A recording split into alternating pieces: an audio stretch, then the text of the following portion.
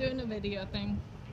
A week ago last Friday, my friend Sarah and I drove up to Newport, Rhode Island to participate in a race. Sarah ran the full marathon, I ran the half marathon, but before we did that, we adventured around town.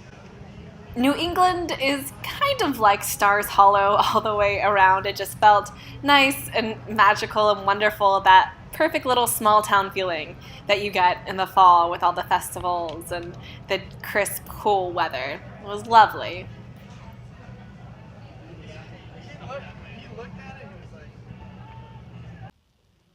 Newport is also famous for its big fancy houses. This is the Gold Room in Marble House, which is the Biltmore family's summer cottage. This is their library at their house with its ornate ceilings and chandeliers. It was weird to see how the other half lives, but once we were outside, we discovered all sorts of other things, like Pumpkins! And a surprise parade. But none of this is what we were in town for.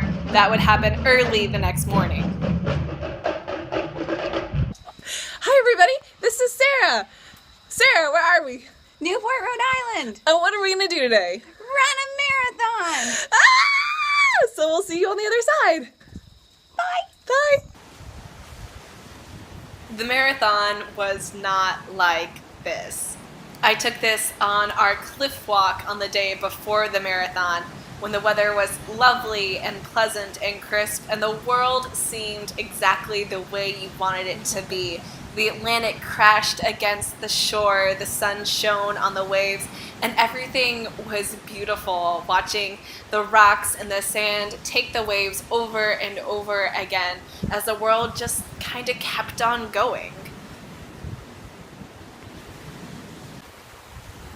I couldn't use my camera to film any during the actual marathon because it was pouring down rain and felt like it was icy cold. On the one hand, it was nice because I couldn't feel how much sweat my body was pouring out. On the other, it was not the world's most pleasant experience. But there comes a time in a race where you get to a headspace that just accepts what your body is doing. You feel like you could do this forever. Like the ocean beating against the rocks, you just assume that this is the way that life is going to be.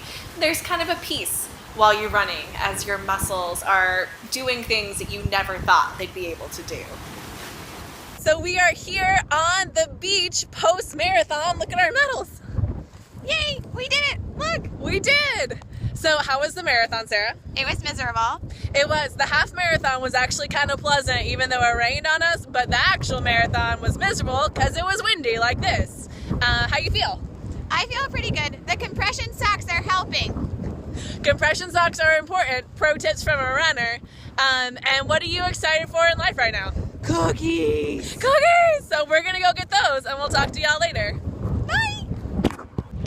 I never thought of myself as a person who would run any kind of distance. This was a crazy thing that Sarah convinced me to do, but I'm so glad I did it.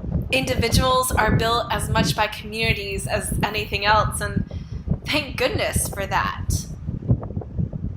I'll see you next week. I'm going to go for a little bit, and then I'm going to jump. Okay, I'm recording.